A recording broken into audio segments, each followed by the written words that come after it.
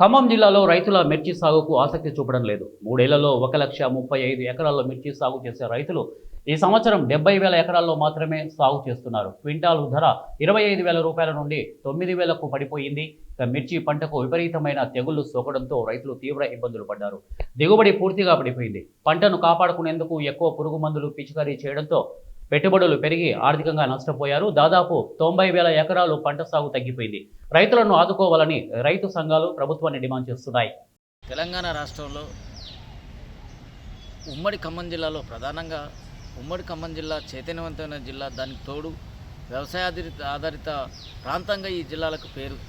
కానీ గత కొంతకాలంగా గత 2-3 సంవత్సరాలుగా ఖమ్మం ఉమ్మడి జిల్లాలో దాదాపుగా వివిధ మండలాల్లో ఉన్నటువంటి రైతాంగం మొత్తం కూడా దాదాపుగా మిర్చి వైపు మెజార్టీగా మొగ్గు చూపినటువంటి పరిస్థితి ఉంది.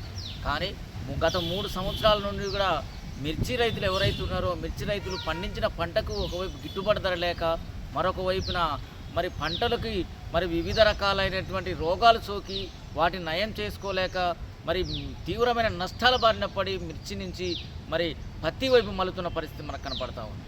మొత్తానికి ఉమ్మడి ఖమ్మం జిల్లా చూసుకుంటే ఉమ్మడి ఖమ్మం జిల్లాలో గతంలో ఎక్కువగా మెజార్టీగా రైతాంగం మొత్తం కూడా మిర్చి వైపు మొగ్గు చూపి మిర్చిని పండించిన తర్వాత మార్కెట్కి తీసుకొచ్చి అమ్ముకునేటువంటి పరిస్థితి కనపడేది. కానీ తర్వాత కాలంలో మరి మిర్చి పంట వైపు పోవడానికి కూడా భయపడుతున్నటువంటి పరిస్థితి కనపడింది.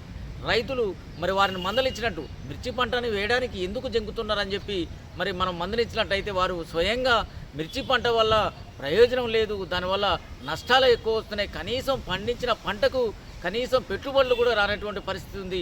ఈ పరిస్థితి నుంచి మిర్చి రైతులు ఏ విధంగా కోలుకుంటారని చెప్పి వారు మరొక వైపున ప్రశ్నిస్తున్న పరిస్థితి కనపడతా ఉంది. మరొక వైపున మిర్చి కొంటున్న దళారులు ఎవరైతే ఉన్నారో వారు కూడా మిర్చి రైతులను మరి నిలువున దోపిడీ చేస్తూ రైతాంగాన్ని మరి నట్టేట ముంచుతున్నటువంటి పరిస్థితి కనపడుతూ ఉంది. ఈ నేపథ్యంలోనే దాదాపుగా ఉమ్మడి ఖమ్మం జిల్లాలో వివిధ మండలాల్లో ఉన్నటువంటి రైతాంగం మొత్తం కూడా మరి